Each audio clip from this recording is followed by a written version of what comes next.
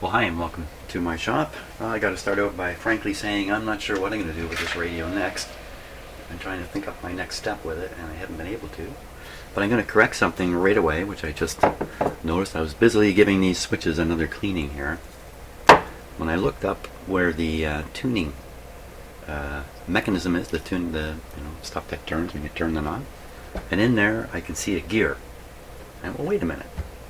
In this European radio, when you see a gear behind the tuning, it almost certainly means that there's a separate FM dial and a separate AM dial. It's almost always what it means. But earlier I'd convinced myself that was not the case with this radio.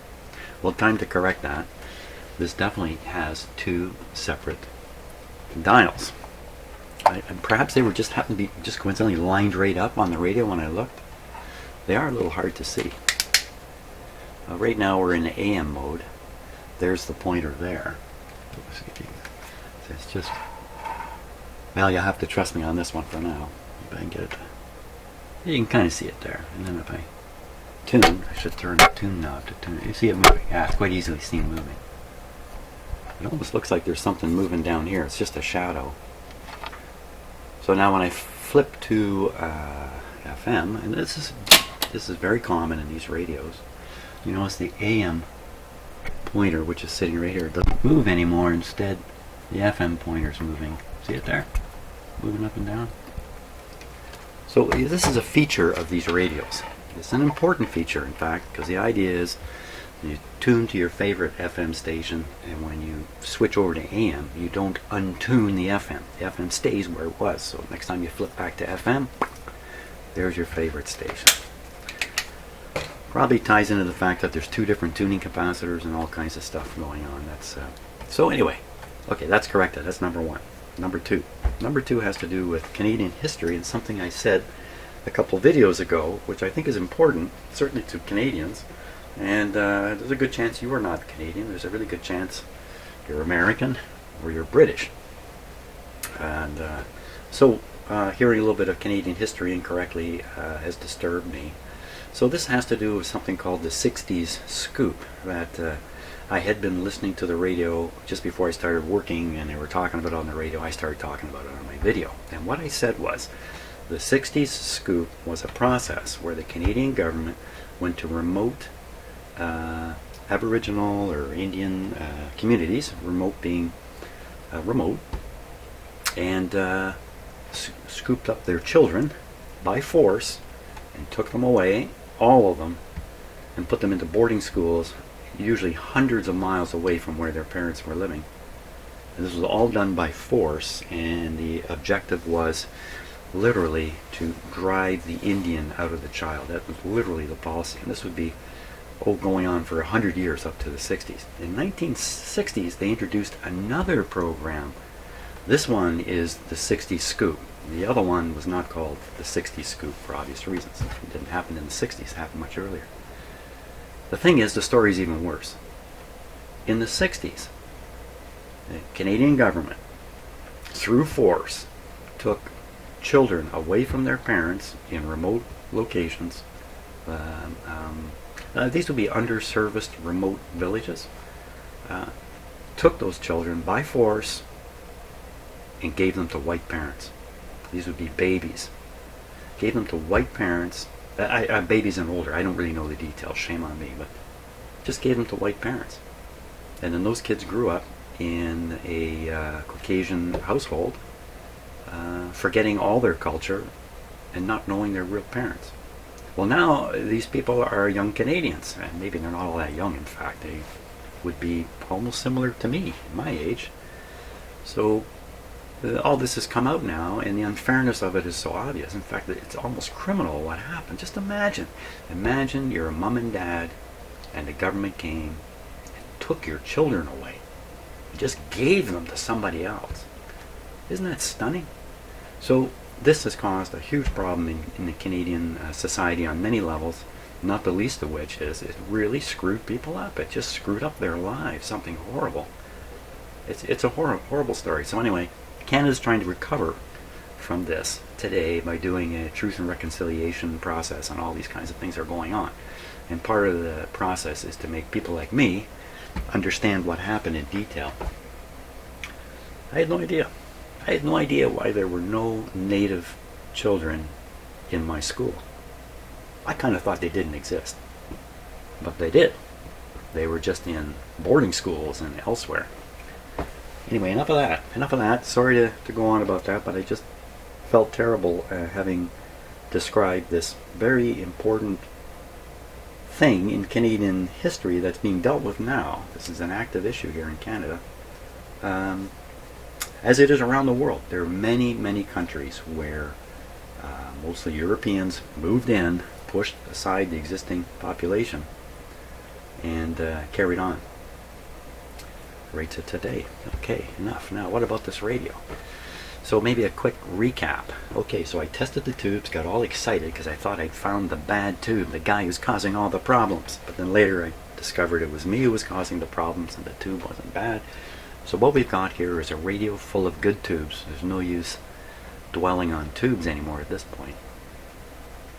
I tried to shove signals into the front of this radio. I'm not so sure just exactly how valid all that was, but it left me with the impression that the front end, which should be not so much peaking up the signal, but suppressing all the non-signals or all the signals you don't want. That's really what the front end is doing. It's trying to suppress away all the stuff you don't want and leave the one you're after sitting there. That's really the purpose of it. Doesn't seem to be working. Seems like, well, it's almost working the opposite. It seems like you have a high noise level, which is common here in my house and my shop, and the real broadcast signals, they're just can't get through the noise at all. I don't think that's normal. I think that's why that's all we hear out of the speaker is a bunch of noise. I'm still suspicious that the front end is not operating properly. So I could spend time poking around with that some more. Another observation is I have fed a strong signal at the IF frequency, 460 I think it was, into the IF, and it did, the IF intermediate frequency stage, it did come out, it did get detected, it came out the speaker, we could hear the tone. But as I remember, that signal was pretty darn high, and you should not need to put much signal at the front of the IF. The main amplification in a radio occurs in the IF. That's the main amplification of the signal. So the front end should be weak, and the far end, the output, should be strong. This one seemed to be not doing that. Now, earlier on when I kind of noticed this, I didn't say too much about it, but it was in my head. Oh, maybe a weak tube. Oh, sooner or later I'll test them. I'll find it if it's a weak tube when I get there. Well, I got there. It's not a weak tube. So it looks like front end weakness, IF weakness. That's a lot of weakness. One area that seems to be okay, although I have not directly tested it, is the audio part of this radio. The last thing I probably should dwell on a bit is the switches. These switches, which I discovered again, are really causing problems in this radio. The one that's really troubling me is when you push the AM band down, broadcast band, the radio goes into a mode where it will, well, it'll make noise anyway. It'll amplify and produce the noise. Doesn't seem to want to produce any radio stations. And if you squeeze this down further, there's a huge improvement in things. Well, hopefully that's not the case now, because I sprayed a whole pile more of this very strong cleaner in there and worked at it before I started the video. While I was doing that, that's when I noticed the gearing arrangement up here and realized, oh, I made a mistake earlier. It's two separate tuning systems. Another thing is, during the alignment process, there is a pattern, or there is some concern that has to be applied to the position of the buttons here, and one of them is described in a very interesting way. Jim, where's your notes? Okay, so I think I've left the note papers just over yonder. Hang on a second.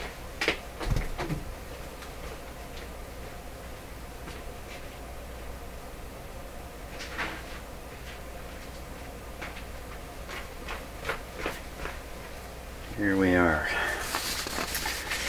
So, thank you once again for this rough work here. That's a pun in case you don't understand. The work itself is not rough.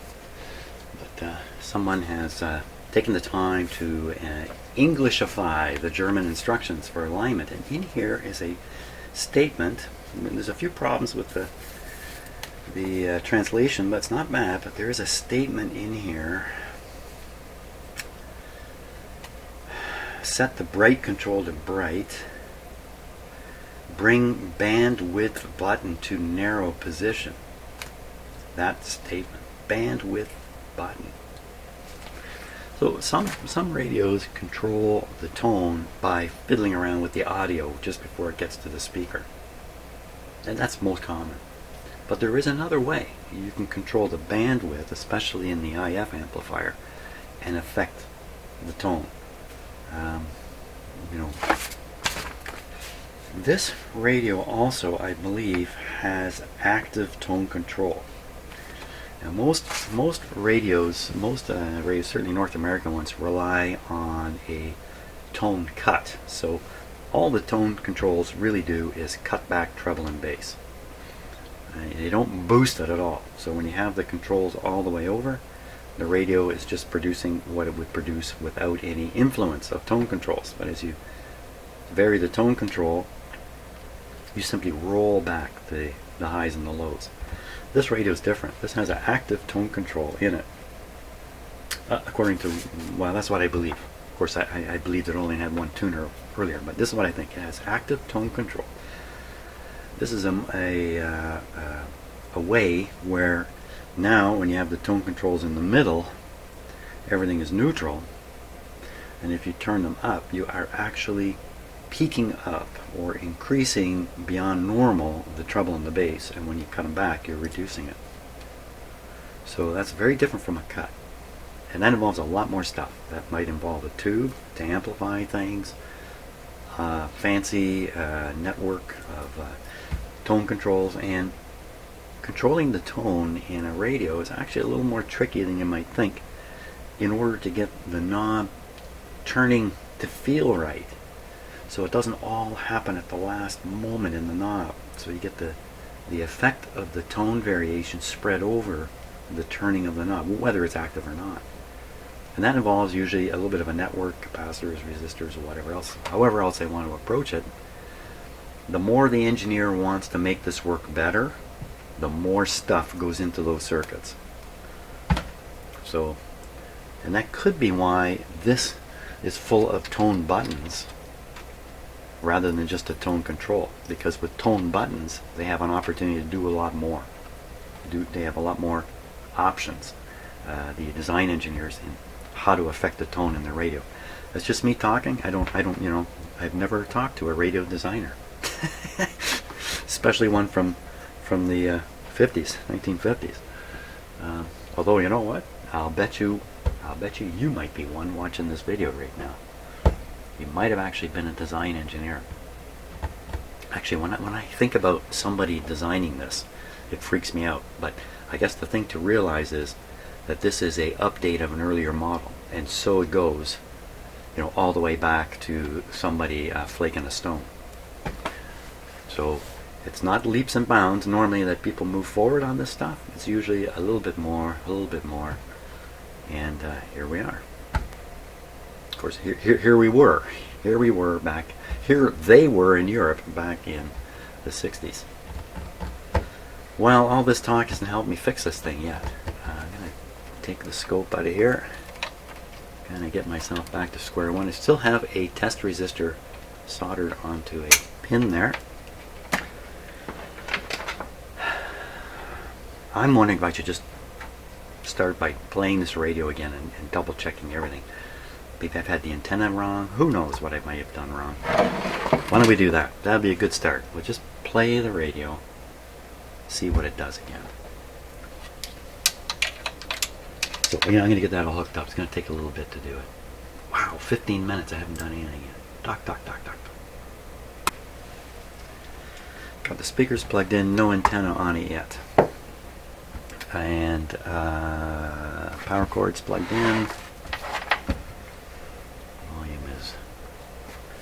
down. Bass and treble controls. Look at this. It's wake up, Jimmy. Look, it's got rotating controls here.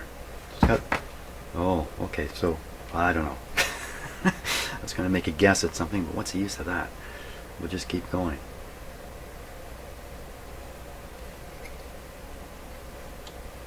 Volume up just a little bit, and we're in AM mode on the broadcast band on the loop antenna. We're good to go. I need just a last minute peek here, make sure I'm not I've got something sticking up underneath there. We're good. There we go. I think I've got this on crate.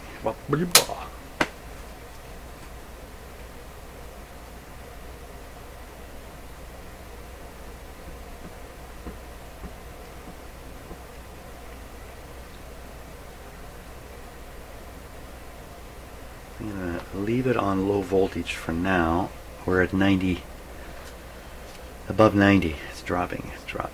87, 84. It's too low. 82. So as the tubes are trying to conduct, they're pulling more and more current. There's more and more voltage drop on my light bulbs. Okay, so we'll go full power here. Full power.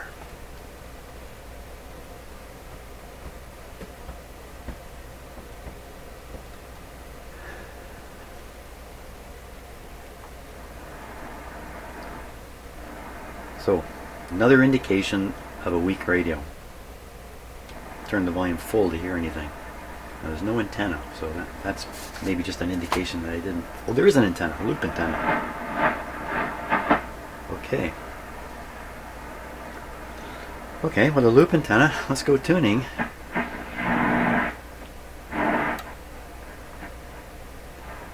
So, I would expect stations to be coming in down in this area here. Can't turn it up any higher.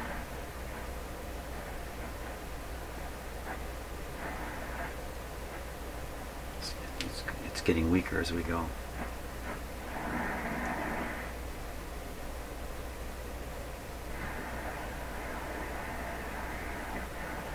You know, this is a mystery to me.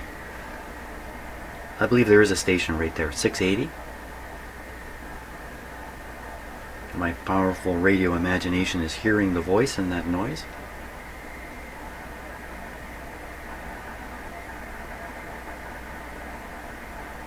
So I'm pretty sure I can hear a voice under that.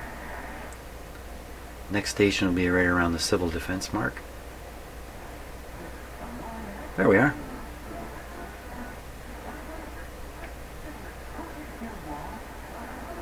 Oh, that's really helpful. I'm glad I did this.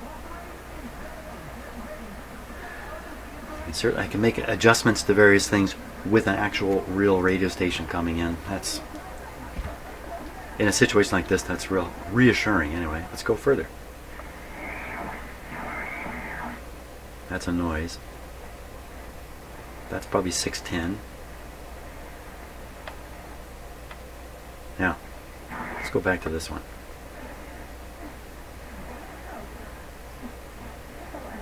Aim the antenna. Lucky break. I had it turned this way.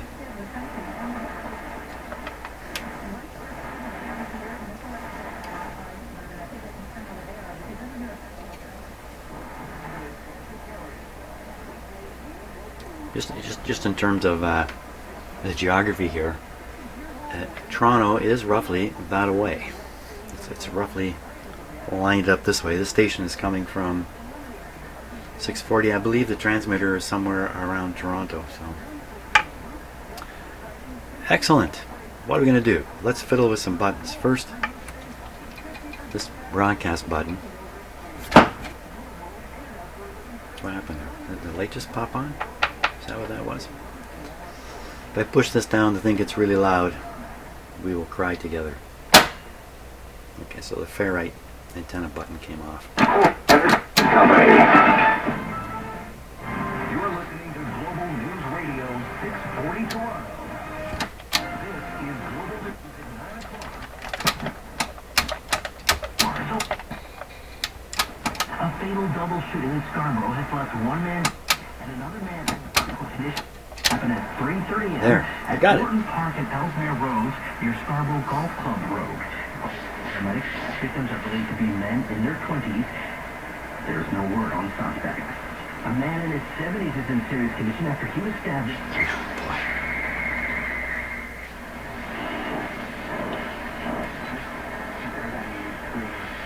It's working good now.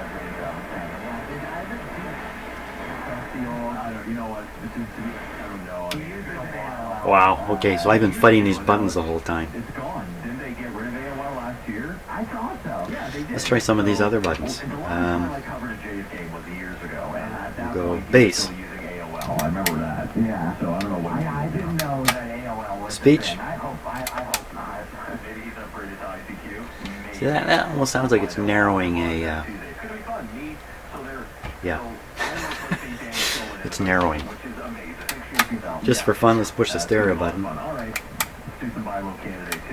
Doesn't do anything. Would hope it wouldn't do anything. Here's this FM automatic AM sound. So let's start with the aforementioned Paul Goldschmidt. I think we'll retune the radio. Around 200 with a 30% strikeout rate, and he still has not hit a home run. What did at that button home. do? He doesn't have a homer at home, and we're almost through May. So Maybe this is I the don't know if this is bandwidth control. I looked at him. Because that definitely sounds like an increase in bandwidth. This is the biggest buy low I think we're going to talk about. The reason I would say The that, only thing I can come up with is that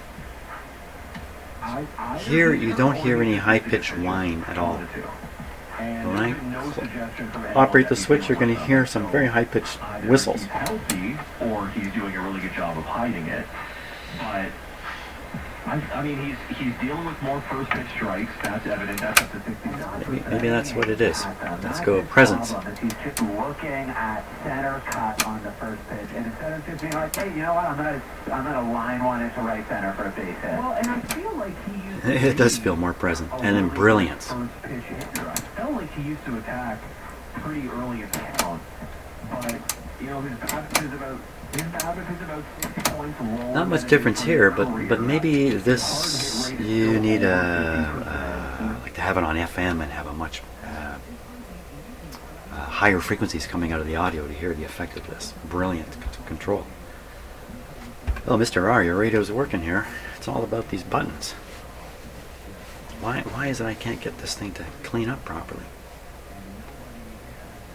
Wow, okay, big lesson here. I've fought these kinds of buttons on numerous radios of this type, but this has been the biggest fight. And like I say, I hosed them all down before I started today too, to clean them up. Well, that's pretty good, in a way.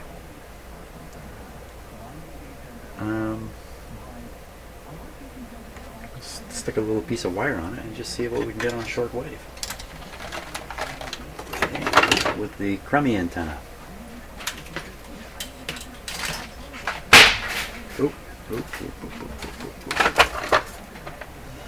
Just part of what I wanted to examine is the antenna connections at the back here and make sure I'm doing it right. Because I discovered there was this switchy thing. Okay, let me turn the antenna back here. By the way, this overcomes a really big problem with AM antennas with AM radios with loop antennas built into them that are large. You put them on your table, you don't sit and turn them like this. You put them on a table. If you put them on a table and the antenna is just in the wrong spot, you're not going to hear what you want to hear. You're going to think your radio's weak. So this is actually a great feature.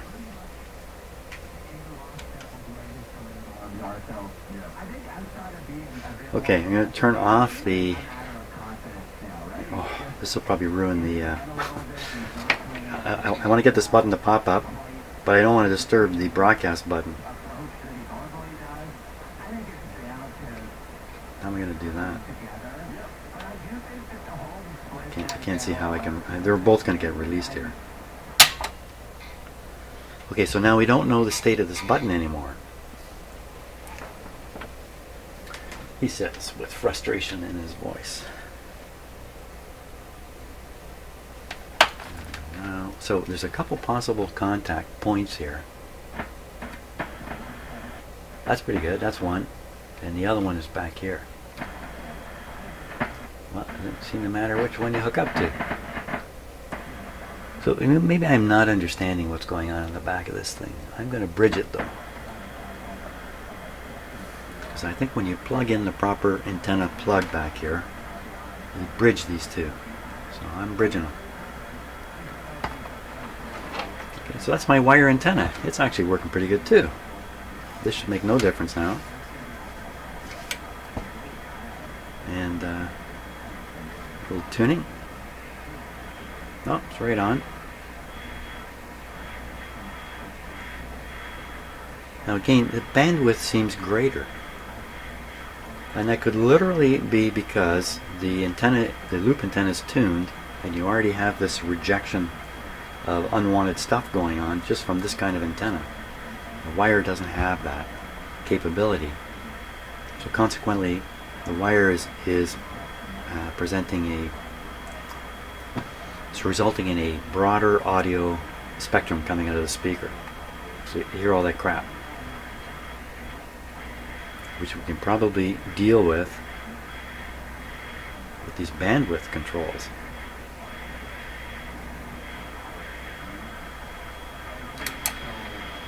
And it sounds like it's even wider.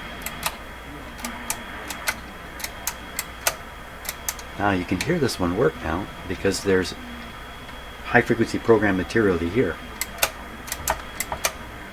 Speech, bass, and stereo. It's really quite good news. Well, let's go to shortwave 2. That's the higher frequency shortwave band. As usual, it's the wrong time of day. You notice too, the AM volume is good once you get the button working.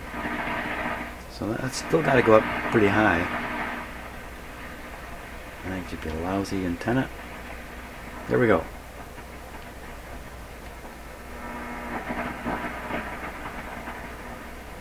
So where are we? We're at 9 megahertz. We really should be looking up in this area. Well, maybe even at 9 we might get some.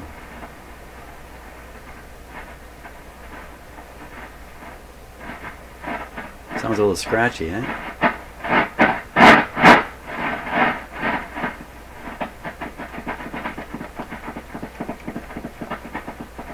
So what I imagine I'm doing is the tuning capacitor, which is in this box here, is it has sliding contacts in it to maintain ground on the plates that are rotating in the capacitor are actually grounded, if you like, to the chassis or to wherever, and they're grounded via some kind of slipping contact. A slipping contact, if it's dirty, you can get this. Another way you get this is hey!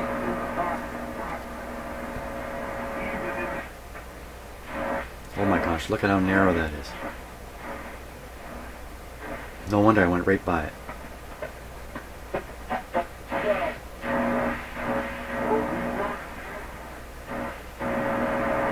It's really...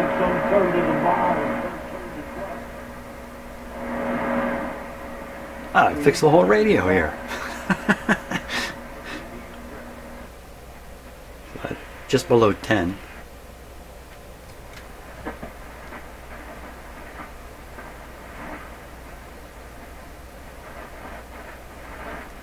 Something up around here. The bands are marked 31, 25. We're coming into the 25 meter band here. I'm tuning too quickly.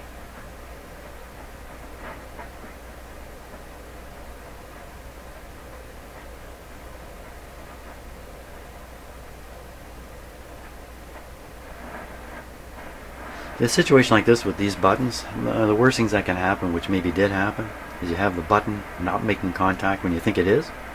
So the radio's operating in an off state, and then you get in there and align the whole thing.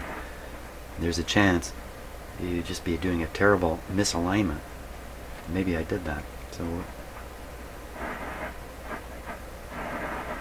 So with a good shortwave radio, you can always hear the atmospheric noise. You can always turn it up loud enough to hear the atmospheric noise. It's very hard to hear, and that could be because of my crummy antenna. But even then, I would expect with a little short 5-foot piece of wire, you should be able to get a strong hiss on a shortwave radio with the volume even just halfway. You shouldn't have to turn it up all the way for a weak hiss. So something's still up.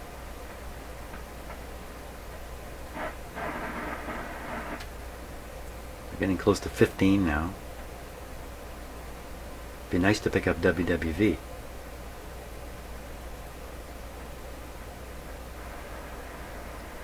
I gotta turn this knob really slowly. After all, it's a megahertz from here to here.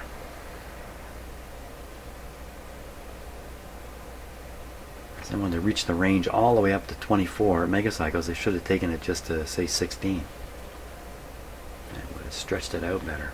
Plus the band is stretched out here. That's 1 megahertz. But up here, 1 megahertz is only that space. So they could not drive out the non-linearities in the tuning. So they just put a dial on it designed to match the non-linear tuning. I'm sure the engineers would prefer this to be perfectly linear across here. Few radios are. You get the odd one that actually bunches up in the middle and spreads out on the ends. Okay, so we're up at 18, 19. It's interesting, the hiss is getting louder.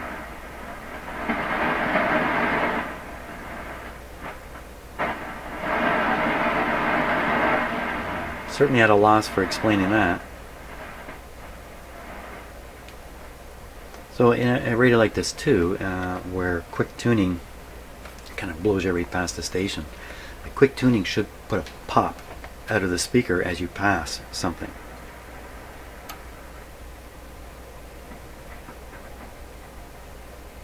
You just go back and hunt down the pop.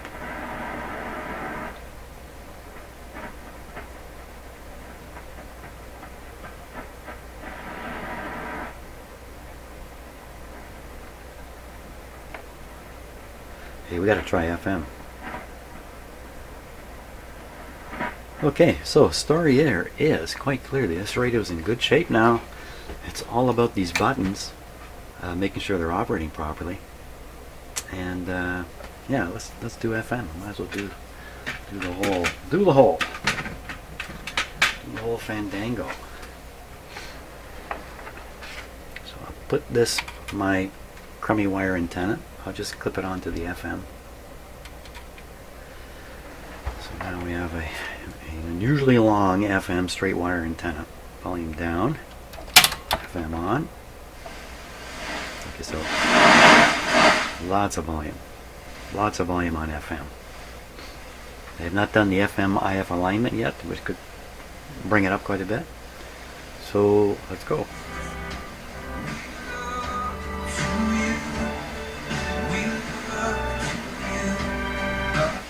Beautiful. We're at 10. So most of the FM stations, again, are down around here where I live. There's some popular ones up here that come from Toronto. That's a distance from here for FM. 107 is. Hear the hum? Hum, hum, hum. I'm sorry, you put it up there. Now the big evidence is out there for everybody to see what happened. You gotta get rid of that hum. Because these changes online, which, ordering things online often gives me anxiety. Because, you think you're a certain way and you're like, okay, I can do this. It's hard to find time to go to a mall. So my jeans come. And I'm super excited because, they got little tears in them and they're capris and they're spring Stereo. jeans. And then so I pulled them out here. Where did you get them from? Where did you get them from? They're from American Eagle. Sounds to me like I just tried really hard to divide the two channels. Let me take a look. I let this go, I love this. Didn't the sound clean up a little bit? Every they've got this go-to place to get your, right? There's a lot of like music that always have a go-to where you know those jeans just My still totally fan fit. that the board's big and tall. Okay, you know, if I'm thinking Seems okay. So we'll go down my area. Oh, the hum disappeared.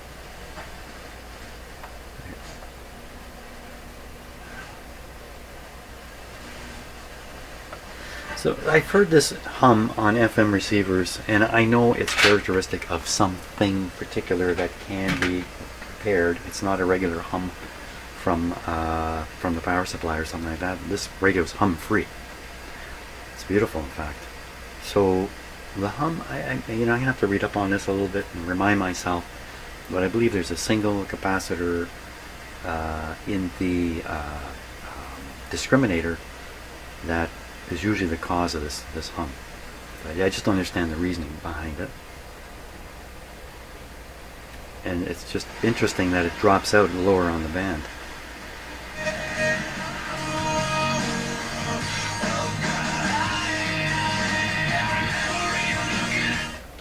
Okay, I'm going to turn some lights off here. So I want to start looking at the magic eye. Shut lights off and close the door. I want to try to see this thing here. More lights, less lights. Less light yet.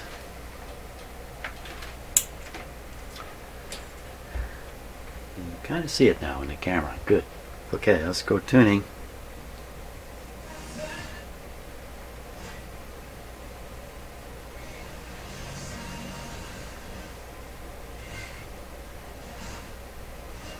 Wow, it's really, really hard to see.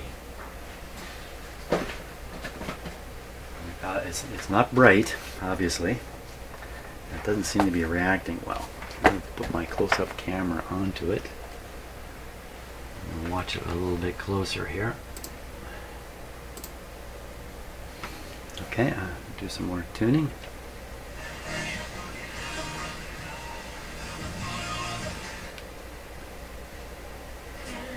Okay, so these are the strongest area stations here.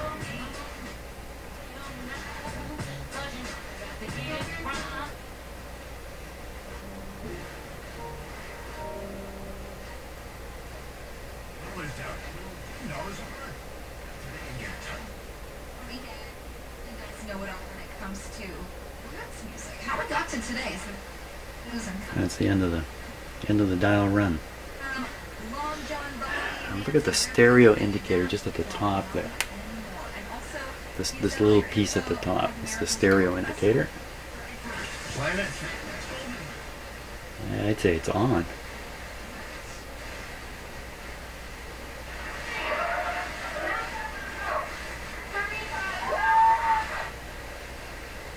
I don't think that was a stereo station.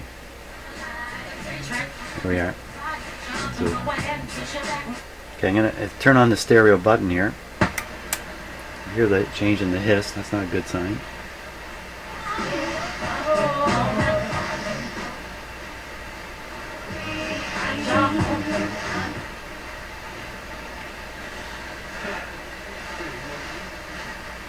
The lazy boy. Sure is made by people who care how you're going to feel when you sink into your cell phone. Authentic quality, homegrown for your home.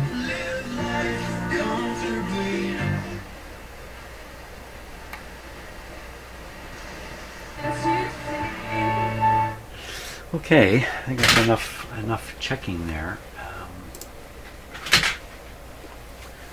Cool looking stuff here. I think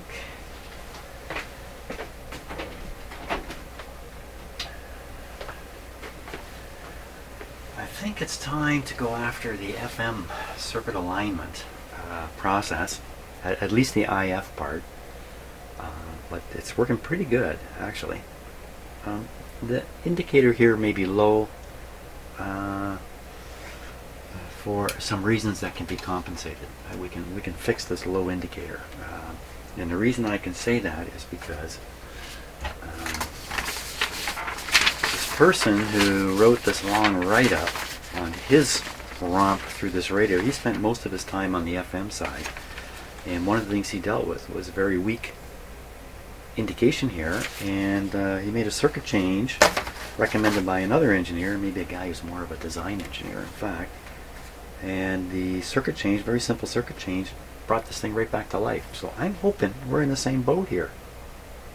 He also found with his radio, and I'm pretty sure it's going to be true of this one, that the FM alignment in the discriminator that's trying to produce the stereo and stuff like that is out.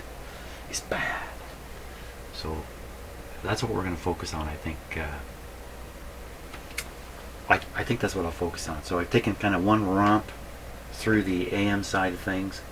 I'll take a romp through the FM side. By the end of that, my brain cells should be so fired up that I'll be able to go through the whole thing again and really actually bring it up to top performance. And what about this button here? Other than telling the owner, look, when you put it on AM, keep pushing this button until it gets loud. Jeepers. I'm not sure what else to do yet. Thanks for watching. Thanks for watching and listening.